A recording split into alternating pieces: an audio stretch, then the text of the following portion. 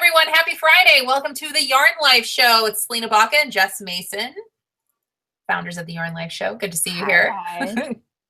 Thank you. Thanks again for joining the Yarn Life Show for your daily dose of fiber. Now, be sure to subscribe to this channel for notifications on every episode we air.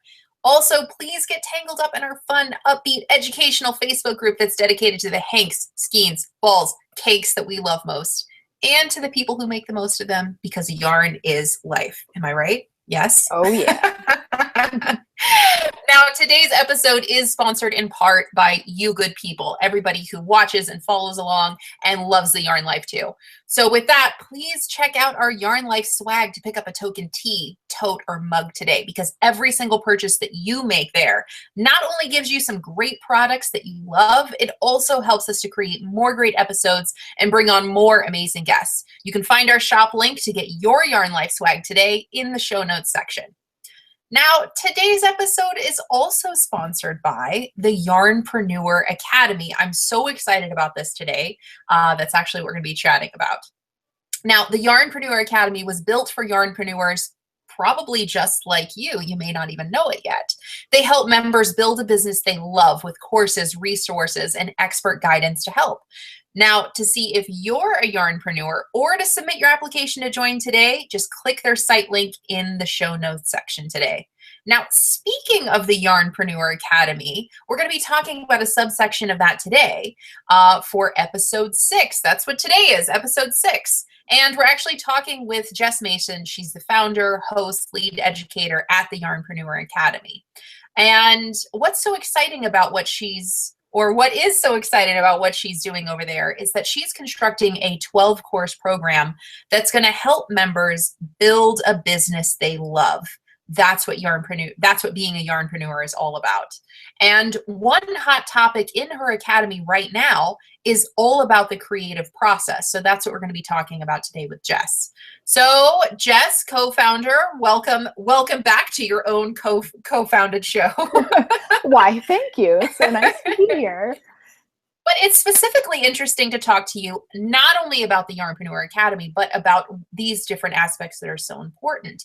So I'm sure a lot of us who are watching this live or on the replay are probably going the creative process.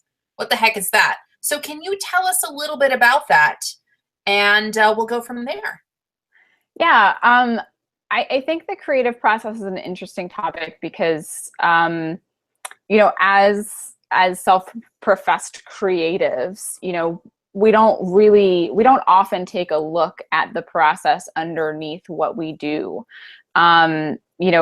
A lot of us, I think, feel that that's best left to, corporate people or people who, sit at desks all day, and that language and that a deep look into the process that we actually use to create things is not necessary.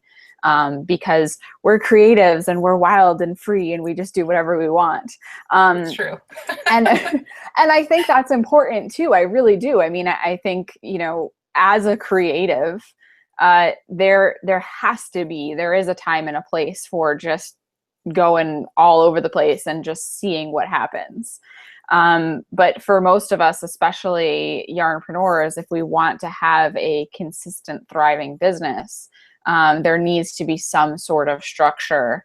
There needs to be some sort of underlying foundation that we kind of build all of our creative skills and the creative tasks that we take on top of. So that's really what I think of when I think of the creative process. I think of, what does it look like for us to sit down and actually create something? What do we need to have on hand? What should our environment look like? What order do we do things in? Do we sketch something and then make it? Do we, make it and then maybe sketch some of the details? Like what does that entire process look like, and how can we make it better? Because I'm kind of stuck in the realm of we got to make things better. You can always make things better. You can always improve things. And the creativity itself, that spark of inspiration, that's something that's kind of always going to be a little spontaneous and come from God only knows where. You could get inspired by so many different things. But what you do with that spark, what you do after you have that initial jump of inspiration, I think is important, because, creatives are billed as being, kind of all over the place. And I think that can give us a bad rap, sometimes if we want to work with outside companies or if we want to do collaboration, being fickle or not being able to really consistently create or consistently, build things can be detrimental to, the way we do business. And I think that's why I like to look at this, because it's not something that most people think of when they think of as a vital aspect to their business. But it really can have a giant impact on the products you create and the way you create them and how efficiently and quickly you can get things out the door. So I think that's why it makes it for a very interesting topic for me. So what I find so interesting about this is, are you suggesting that there's maybe one kind of template that creatives can go to find their own creative process? Or are you suggesting that this is really just the creative process is a theme that people should understand and adopt something that makes sense to them? The way I like to look at it is as a set of elements. So I think there are specific elements that make up the creative process. How you implement those elements and what that looks like for you personally and for your business is very different. For example, one of the elements would be your actual environment. Some people like to sit down at a desk. Some people will curl up on the couch. Some people will go sit outside. Like that particular element, environment, is part of how you feel most creative.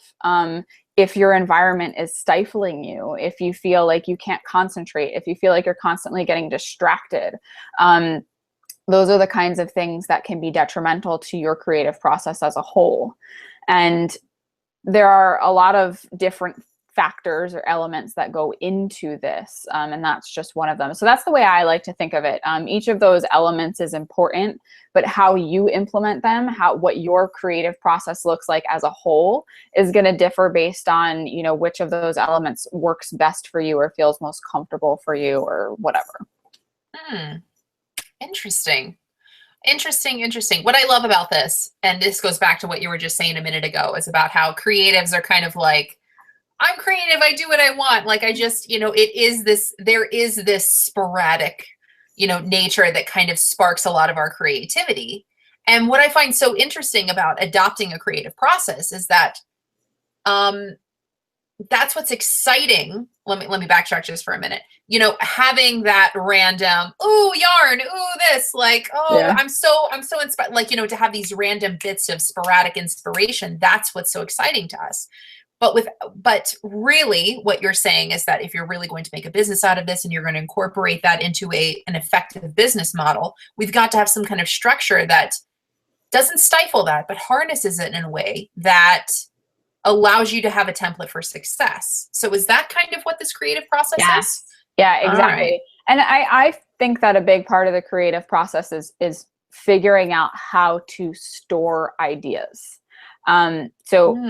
We get ideas all the time, inspiration strikes random moments. You wake up at 3:00 in the morning and you're like, oh my God, I have to make a blah, blah, blah. And it happens. It happens to all of us. I can't tell you how many times I've been in the freaking shower and have gotten an idea for a pattern. Don't ask me why. But they actually say, and this is an interesting tidbit, they say one of the reasons that ideas and things come to you in the shower is because it's such a routine, because the thing that you're doing is so habitualized. Meditative. It's like I just had a whole other conversation about that the other day. Yes. Side note. No, it frees up a piece of your mind. It frees up that. And that's one of the interesting things about the creative process is an aspect also called flow. And you've probably heard of flow before.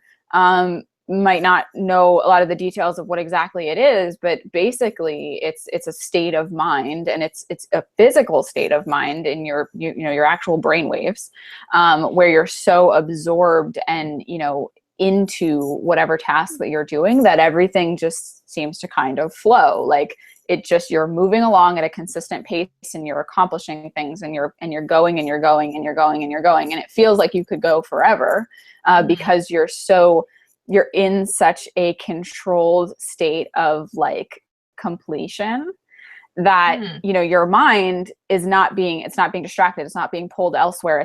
There's nothing else going on. And you're able to kind of just flow through the task that you're doing. And, you know, that's one of the other elements that I like to talk about, because I think it's important. And there are certain things that you can do to help yourself into that state. You know, one of which is being in an environment that isn't going to distract you or throw you off, or, you know, making sure that you don't feel like you should be doing other things. You know, so there's a lot of like head stuff that goes into this. It does have a lot to do with the way our brains work and function. But, you know, back to storing ideas, that's I feel one of the most important things that we can do as creatives to harness the ideas in a way that's actually productive. I don't think there's probably no one listening that doesn't have at least 3 to 5 whips right now. Like at least. So we're clearly the type of people that get so excited when we get that spark of idea, or I want to start this, or this is exciting to me, this is new and different. We're clearly not the type of people that can you know, control ourselves and just like rein it in. So being able to you know, try and work towards that, you know, 2 or 3 at a time, you know, just kind of bringing the list down a little bit, but also having an effective way to take those ideas and inspiration that may strike and store them for later.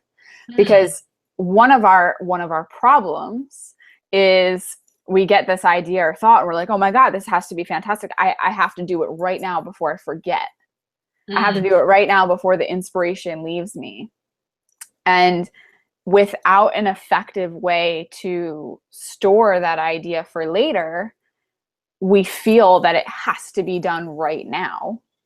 And then it leads us to feel overwhelmed. Creatives are way more susceptible to feeling overwhelmed and burnout than most people, just because of the way our minds work, and they go in like a million different directions. So all of these things kind of go back to, if we don't have some sort of foundation, if we don't have some sort of process, if we don't have a way to harness the ideas and the energy and the thoughts and everything that we have going on, it is chaos. And it is detrimental to our productivity.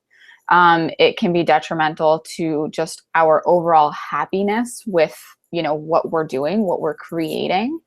And it can hurt our businesses because we're not able to perform at a level that is, you know, required of having a consistent, you know, output.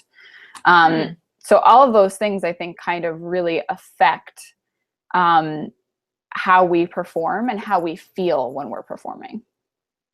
That's so interesting, because I would have never thought this was what a creative process was. And these are all things that, you know, I've been a yarnpreneur since 2009, essentially full time. And you're absolutely right. These are all things that have hindered me. Like, I do work from home. I do have a family. I do feel overwhelmed. I do sometimes, I did it last night. I got a new yarn and I'm like, it doesn't matter what's going on. I have to make this thing that's in my mind with this yarn. And it's because I don't always have a effective process that allows me to outline or sketch or brain dump this idea that I have, so that I don't have to drop everything and do this thing right now before I forget it. And what I love about what you're saying, I feel, is that, you know, we shouldn't stifle inspiration. We should find ways to articulate it so that we don't have to stop everything and just be a slave to our inspiration. But then also, because you're absolutely right, that is a recipe for burnout. You can only do that for so long. Yeah. And then sometimes as a yarnpreneur also, which is part of the broader spectrum, if you're spending all of your time and energy and effort, like I did yesterday, I absolutely had to make this pot holder that I had to get it out of my brain. If I'm doing that without kind of, if I'm only going off of impulse, then am I making enough time for myself and my business do I have time to write the pattern? Do I have time to test the pattern? How about marketing the pattern? Do I have time to actually complete the cycle of what it is that I want that needs to happen with this for this to be part of my business? And I feel like that's another element of the creative process, that you've got to look at the creative process as a whole picture, and you can't always just allow yourself to fall into this knee-jerk reaction of, I'm inspired, it has to happen right now. Yeah. I mean, I totally agree. And I think that's spot on, because, again, it is our impulse, and learning to control that is not easy. But one of the ways to make that easier on yourself, that transition, is to find an effective way, create an effective way for you to store inspiration and ideas, so that you're not missing out on something. The idea is not going to go away. You have an effective way to call that back when it's time to effectively implement it. One of the ways I like to do it is I just have a notebook. I will write down. I get inspired a lot by particular yarns. Us do. Cut off a little snip at the end of the yarn and tape it in your notebook, and write your ideas down, and literally, like you said, brain dump. If you sketch, if that's part of your creative process, I don't usually sketch too much. Sometimes I'll make small, I'm just really not good at it. But sometimes I'll make small, crappy sketches. Or another option, if you want to go the digital route, Pinterest. Find maybe stuff that looks similar, stuff that kind of sparks your interest. Take a picture of the yarn and post that on your Pinterest. And you can put it all in a secret board so that, nobody's going to see it and steal your idea or anything. But create a mood board, or you can create a combination of the two. People do that as well. Some things are digital, some of the inspiration is stored digitally, and then some of it is physical in a notebook or something similar. Take notes. What size hook do you think you want to use? What size needles? Is it going to be big? Is it going to be small? Is it what does that look like? And just get as many of your thoughts at the time of inspiration out as possible. And that way, when you go back later, you can read over and look over everything that you've put down and hopefully recreate that feeling of, yeah, I remember what it felt like to have this idea, because of all of the elements that you managed to save and capture when you were inspired. And then you start from there. For some people that works really well. And I think it allows you to slow down a little bit too. This is one of the other things that I really love, is it allows you to focus fully on what you are doing at the time. It's no secret, I talk about it quite often, that I am a minimalist, and I do believe in slowing down and,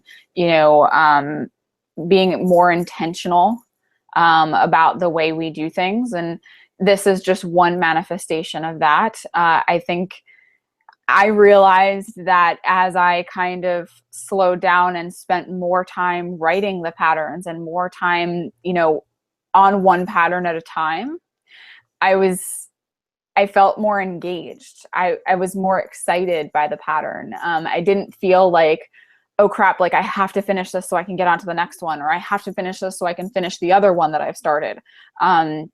I was able to kind of savor the entire process a little more and get more enjoyment out of it, because I didn't feel rushed, because I felt, I could do more of a quality job. I could spend more time on the quality of each individual pattern as I went along, as opposed to feeling like I had to rush to the next thing, or quickly hurry up and finish this one so I could do the next one. It's one of the reasons that I only take on commissioned projects in a very specific schedule and at a very specific time. If I have 3 or 4 commissioned projects going at once, that's enough. I think it forces you. It does. And it's a habit thing. This is all habits. It forces you to contemplate what you're doing way more specifically than you would normally. And at the end of the day, it allows you to savor what you're doing a little more and get more enjoyment out of it. Absolutely.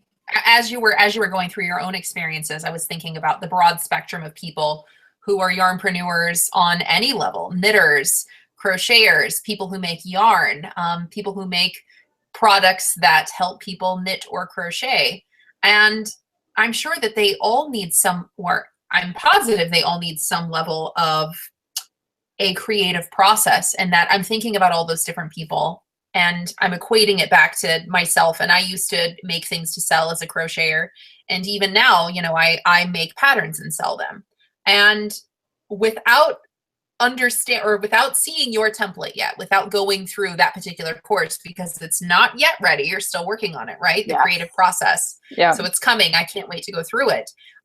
What I love about hearing this is that this is a real problem. And I wouldn't have put my finger on it and said, yes, this is a real problem that I need a solution for, because I am the owner of my business. But I am also wearing all the hats of my business. Yeah. I consistently wear myself out. I consistently do this backwards. I consistently say, oh no, I have to make a profit this month. I have to come up with a pattern and this inspires me. I have to do it right now.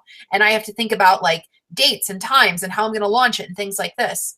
And so sometimes I do things ineffectively. Sometimes I work really hard and not very smart. But I'm thinking back also with you saying this to some people who I think naturally have some kind of creative process and they stick to it.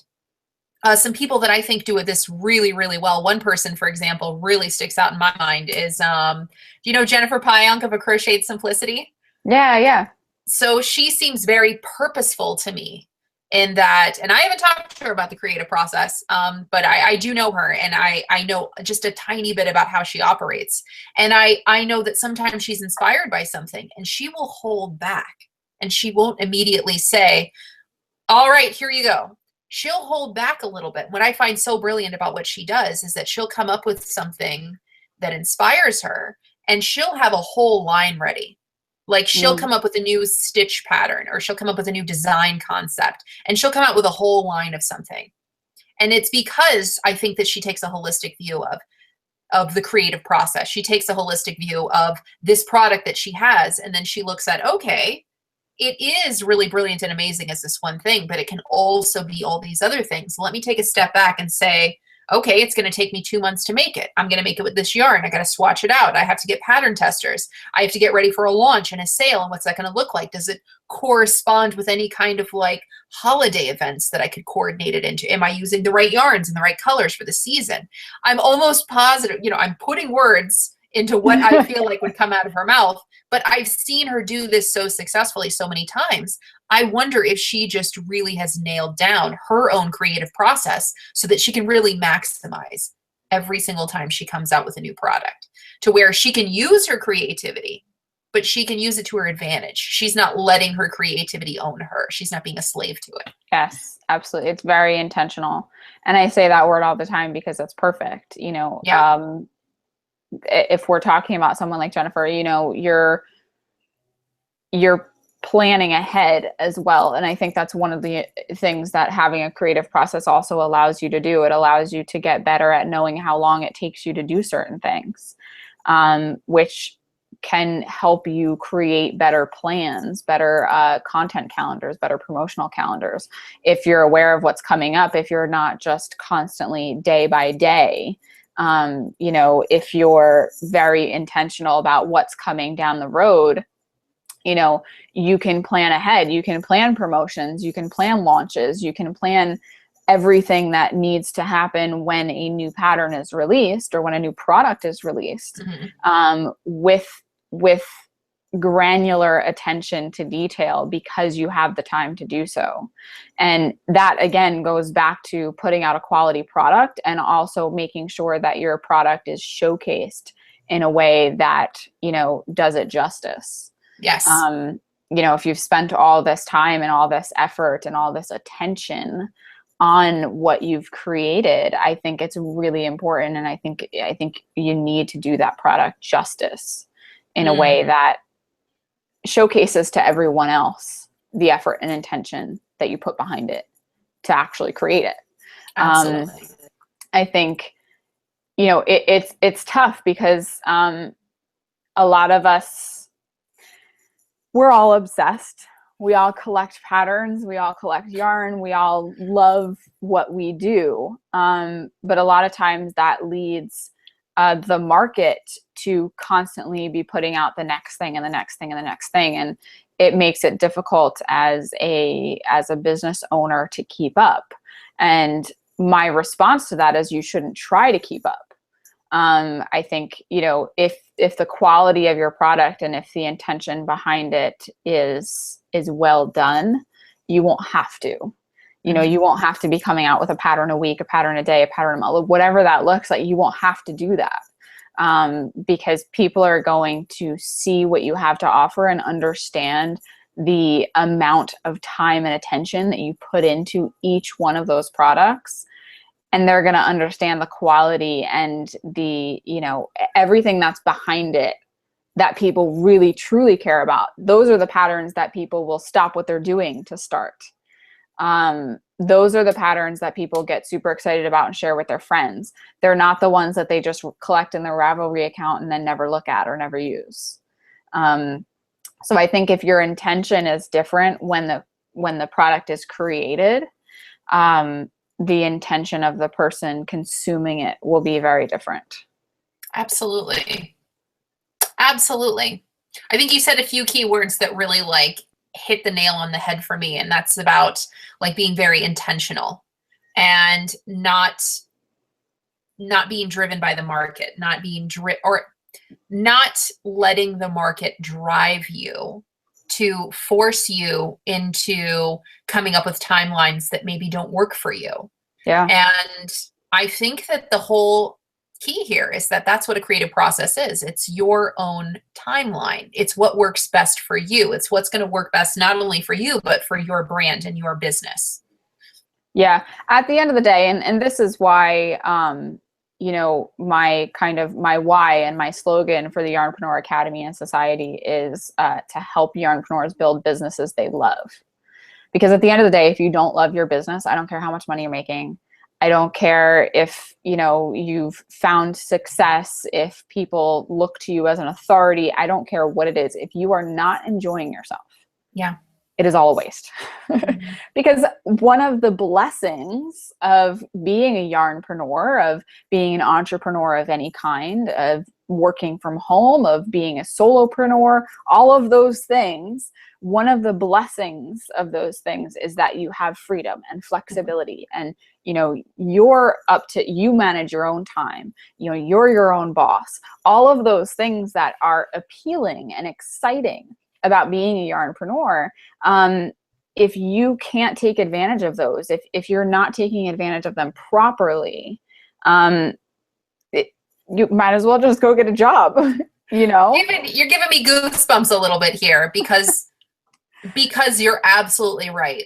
You're absolutely right. I mean, the whole reason so many of us want to take on some kind of career at home, especially in the yarn industry, is because it's exciting. Oh, I'm going to take this hobby and I can turn it into a career, and I can do it on my time, and I have all this freedom and flexibility. And what happens so often, and I've done this to myself, I can't tell you how many times, is you get sucked in because there's no real template. You're not allowing yourself a template to not only be creative, but to funnel that creativity into part of your business plan, into part of your business model in ways that just make sense. And having some consistency, so that you're not burned out. No, this is actually, I'm so glad that we're having this conversation. This is the first time Jess and I have actually talked about the creative process. Yeah. And I'm so thrilled to hear that you got an entire course coming on this topic with so much more on this. Yeah, we broke it down into a few different sections, and I devoted an entire module to flow, actually, because while the creative process is really important, it deals with the creative aspects of your business, the actual creation of your product, the building of your thing, whatever it is that you do. And there's so much more to, just managing your time and all of that kind of stuff for the rest of the stuff that has to be done for your business. But I believe in starting with the creative process, because it's the foundation that we've built the rest of our business on. And without that, you can be really great at social media all day long, but if you're not really good at creating products, at building your product library, whatever that looks like for your business, if you're not really good at that, you don't really have much of a leg to stand on. I think that comes first, and that's why I like to focus on this, and it will be the second course that's released. So it'll be released in November. And I'm really excited because I'm putting it together now. I actually have, I got some homework yesterday. I went to the library and I got this book. It's called Finding Flow. And I'm doing some research. So I want to make sure that, I kind of present the most relevant and helpful information possible. But yeah, I do believe that the creative process is in and of itself a very interesting system to look at, but it's also a foundation on which you can build, the rest of your business. Absolutely. Absolutely. I'm so excited to hear about this. If anybody who's watching here live, which we have quite a few people here live, shout out to everybody real quick. Simone, Courtney, Amanda, Jackie. Those are just a few names that I see here. Shout out to everybody here live. If you guys have any questions for Jess or about creative processes or how this pertains to maybe yarnpreneurs or yarn businesses, please feel free to throw them in. I already see some comments here. Jackie, for example, says, this is my main problem right now. She says, I feel like I never get enough time to finish my orders. So Jackie, I'm assuming that you make items to sell them. And I think that that's perfectly in line with what we're talking about here, is that if you don't have some sort of structure for the process in which you work, then that's where you could either take on too much or maybe it's too sparse. Like it really can dictate who you are and what you do. What do you think, Jess? Yeah, I mean, creating physical products is, again, the perfect place to employ a process and a system. If I was you, I would look at things like batching tasks. That's a really great way to kind of take a bunch of like tasks and put them together in a batch and do them all at once. That's also, one of the ideas behind flow is, if you're doing something that's a little more repetitive, and not necessarily like repetitive, like you don't have to think at all, but the same tasks over and over again, it's much easier to get into flow. It's easier to get into a rhythm. It's easier to kind of feel like, you're accomplishing a bunch of little things at once, and all of those little things kind of add up. So I think for someone who does something like that, that's a great principle and kind of idea to look at. But yeah, one of the things that I suggest to kind of figure out what your creative process should look like is just actually putting a notebook next to you when you're working and writing down everything that you do. Just write down, okay, now I made the head of this amigurumi, and then I, did a row or two on this blanket, and it's going to bring into, the foreground. That's the word I was trying to think of.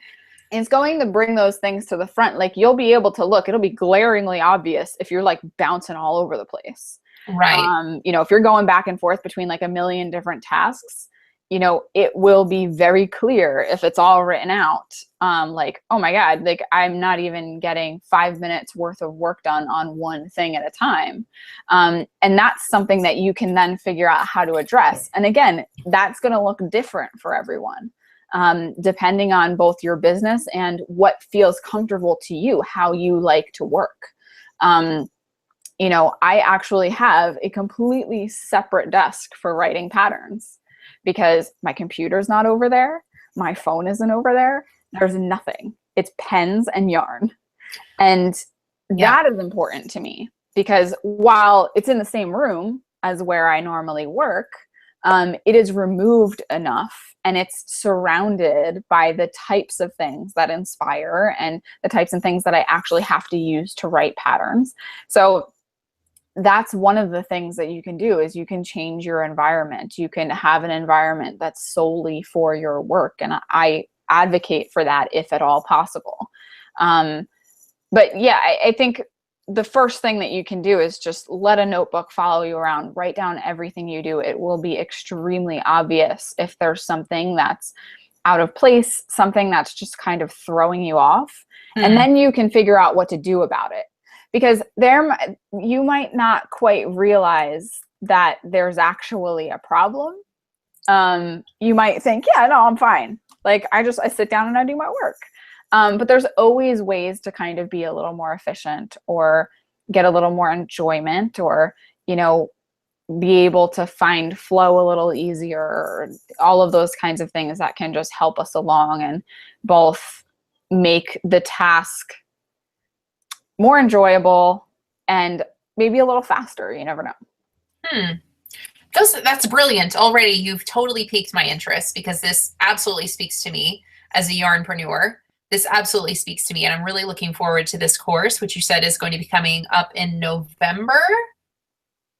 Did you say November? Yep, okay. November. Awesome. All right. So do you, on this topic, before we move on, do you have anything else to add, Jess, or are there any questions? If you haven't, I'll be looking through the questions if you have anything else to add, Jess. Well, I saw what Simone just wrote, and I think it's hilarious. I always throw my phone across the room when I'm writing down ideas.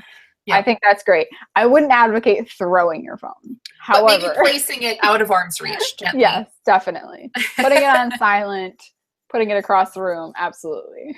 Absolutely. And that's when you were saying how you create your own environment, Jess, that really speaks to me, because whenever I'm serious about my work and I have work to actually get done and I want to cut down 50% of the time that it takes it, then I am not near technology. Then I'm absolutely. With my pen and my paper and my yarn, and I'm just getting work done.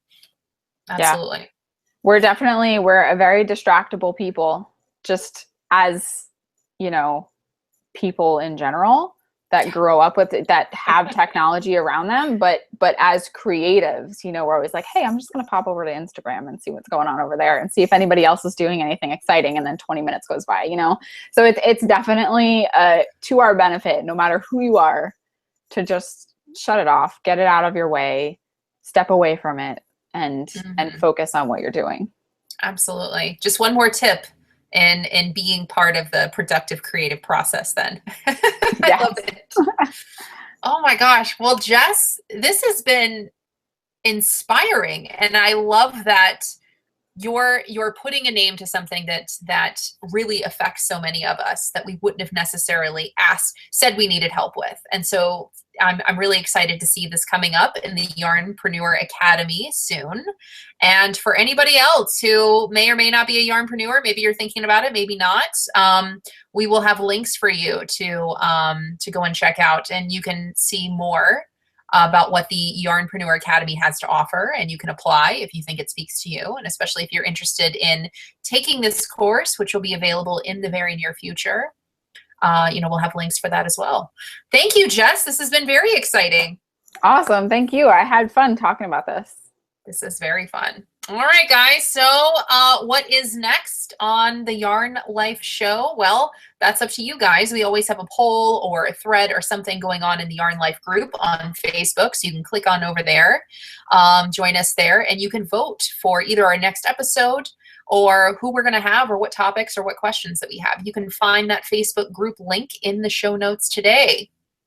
So in closing, remember, today's episode is sponsored in part by you good people, all of you guys who love the Yarn Life. So please, again, check out our Yarn Life swag to pick up a token tee, tote, or mug today, because every single purchase you make there, it's just going to help us create more great content, more episodes, and bring on even more amazing guests. So you can find that shop link in the show notes section today. Thanks again for joining this episode of the Yarn Life Show for your daily dose of fiber. We'll see you guys again next Friday at the same time. Thanks again. Bye, guys. Bye-bye.